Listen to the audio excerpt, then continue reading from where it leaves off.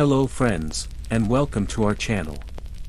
Today, we're delving into a case that shook the quiet, historic city of Edinburgh, Scotland, a case that shows how obsession can grow in the shadows of intellect until it consumes all logic and light.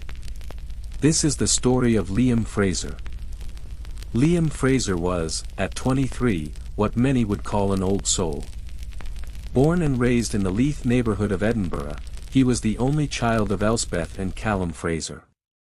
His parents ran a small but respected antiquarian bookshop, a family business for 3 generations.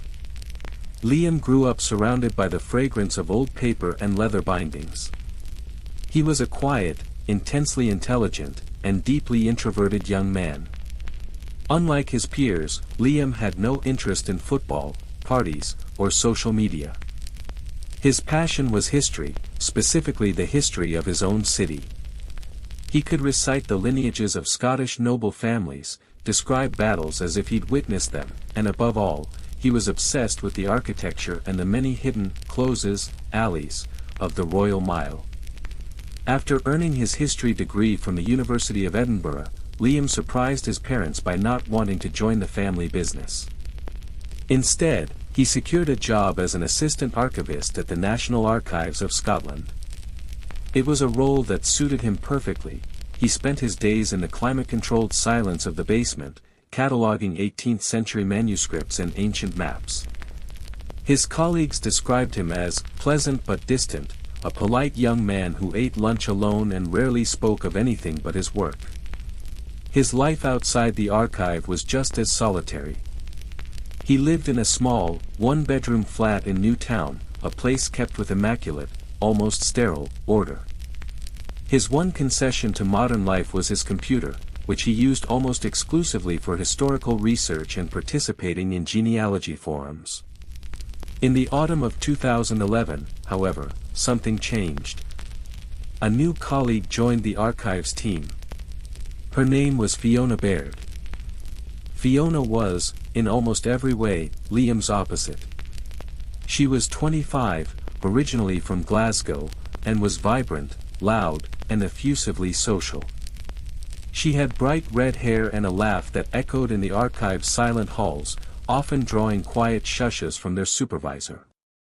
She had just finished her master's in archive management and was excited to begin her career. She was kind to everyone, including Liam. Fiona made the innocent mistake of showing interest in Liam's work. One day during lunch, she asked him about a 1745 map of Edinburgh he was restoring. Liam, who rarely had anyone share his specific interest, lit up. He spoke for nearly an hour, and Fiona listened intently, genuinely impressed by his depth of knowledge. For her, it was a pleasant conversation. For Liam, it was a transformative moment. Liam completely misinterpreted Fiona's professional kindness as a deep, romantic interest. He began to believe that she was the only person who truly understood him. His obsession didn't ignite, it grew slowly, like mold on an old book. It began subtly. He would leave notes on her desk with citations for historical articles he thought she might enjoy. Then, he began, coincidentally, running into her at her bus stop. Fiona, at first, found him peculiar but harmless. But Liam's obsession was deepening. He began using his archivist skills to research her. He found her address through employee records, located her sparse social media profiles, and, using genealogy databases, traced her family tree back 4 generations. He began to see her not just as a colleague, but as a piece of Scottish history he needed to catalogue and own. Fiona started to feel uncomfortable. Liam would show up at the coffee shop she frequented on Saturday mornings. One day, he casually mentioned the name of her great-aunt, a detail she had never shared. When she, unnerved, asked how he knew that, he simply smiled and said, "I enjoy research." The turning point came at the staff Christmas party in December 2011. Fiona had come with a man named Mark, whom she introduced as her boyfriend. Liam watched from a corner all night, a rigid stillness in his posture that his colleagues mistook for his usual shyness. He watched Mark put an arm around Fiona and laugh. To Liam, this wasn't just rejection, it was a corruption. Mark was a loud, modern intruder who was damaging his perfect historical specimen. After that night, Liam's behavior at work changed. He became sullen and withdrawn.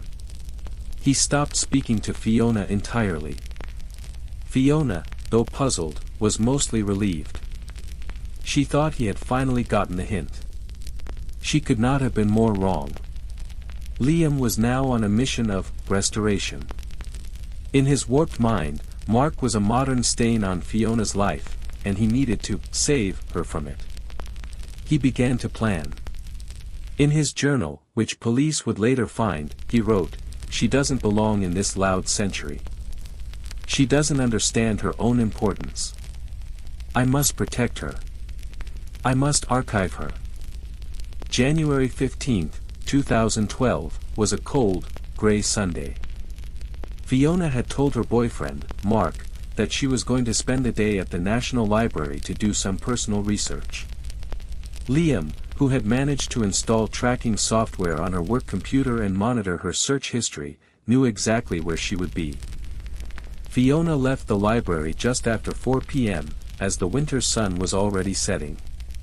She was walking across the George IV Bridge, her head down against the icy wind. A car pulled up beside her.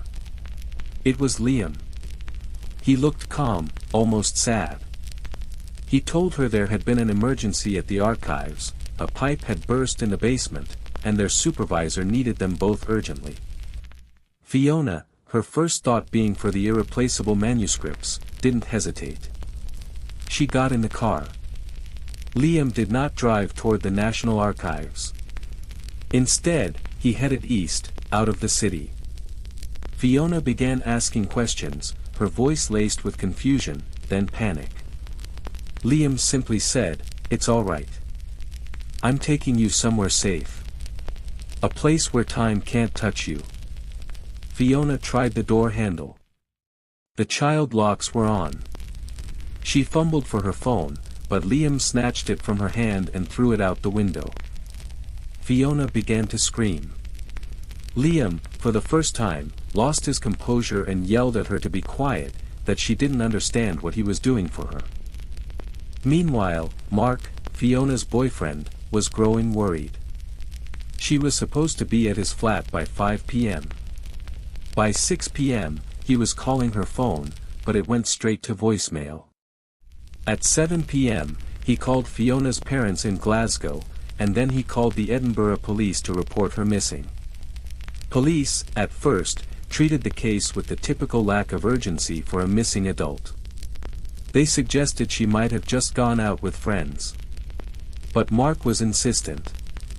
He mentioned the creepy colleague, Liam, that Fiona had complained about, and how he had been frightening her.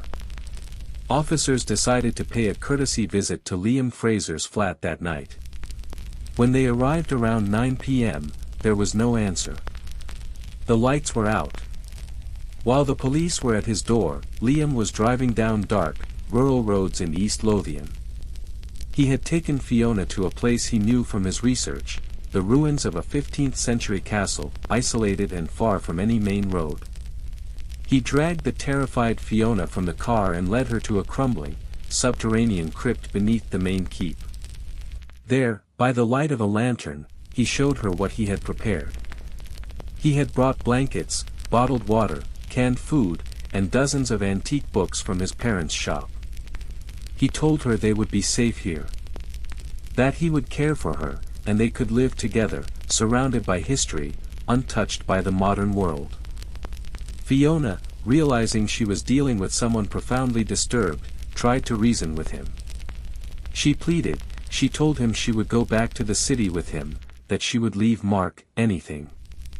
But Liam just shook his head. "You can't leave," he said softly. "You belong to this. You belong with me."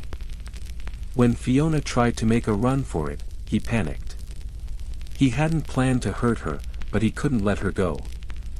He grabbed her, and in the struggle, she fell, striking her head against the stone wall. She was knocked unconscious. Liam, terrified by what he'd done, bound her hands and feet with rope so she wouldn't hurt herself again. Then he sat in the dark, watching her, waiting for her to wake up. The next day, Monday, Liam Fraser did not show up for work. This was an instant, blaring alarm for his supervisor, who described Liam to police as metronomically punctual. The police, now connecting Fiona's disappearance with Liam's absence and Mark's report, escalated the case to a high-priority abduction. They obtained a warrant for Liam's flat. What they found inside chilled them to the bone. The flat was pristine, except for one wall in his living room. It was covered in an intricate, obsessive timeline of Fiona Baird's life. Photos of her, some from social media, others clearly taken from a distance without her knowledge, a map of her route to work, printouts of her family tree, and even receipts he had collected from her trash. On his computer, they found his journal. The last entries were rambling and delusional, speaking of preserving Fiona and the crypt as a living archive. Police also found his search history. He had been obsessively researching the ruins of Tantallon Castle and other isolated fortifications in East Lothian. A massive search was launched. Police, mountain rescue teams, and helicopters began combing the coastline and countryside.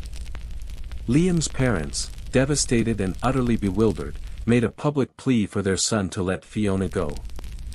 Liam remained in the crypt with Fiona for nearly 48 hours. Fiona regained consciousness intermittently. She was injured, dehydrated, and frozen with terror. Liam tried to care for her, reading 17th-century Scottish poetry to her by lantern light, seemingly oblivious to the gravity of his actions. On the afternoon of Tuesday, a police K-9 unit picked up a scent from where Liam's car was poorly hidden behind a ruined stone wall. Officers approached the ruins, weapons drawn. They heard a faint, muffled cry from below the ground. Moving rubble from the crypt entrance, they descended into the darkness. They found Liam Fraser cradling the trembling Fiona. When he saw the police, he offered no resistance. He simply looked up, his eyes filled with a deep, bottomless confusion, and said, "You don't understand. I was just trying to save her." Fiona was rushed to the hospital. She was suffering from a severe concussion, hypothermia, and dehydration, but she was alive. Liam Fraser's trial was a swift affair. His defense pled insanity, arguing that he was suffering from a severe delusional disorder, erotomanic type, and schizotypal personality disorder. The journal and the Fiona wall were key evidence of his profound break from reality. Liam did not testify. He sat silently through the entire proceeding, staring at nothing. He showed no remorse, only a deep-seated confusion, like a curator whose most prized specimen had been stolen. He was found guilty of kidnapping and grievous bodily harm. However, given his clear mental state, he was sentenced not to prison, but to be committed indefinitely to a high-security psychiatric hospital. It took Fiona Baird years to recover. She left Edinburgh and her career in archives.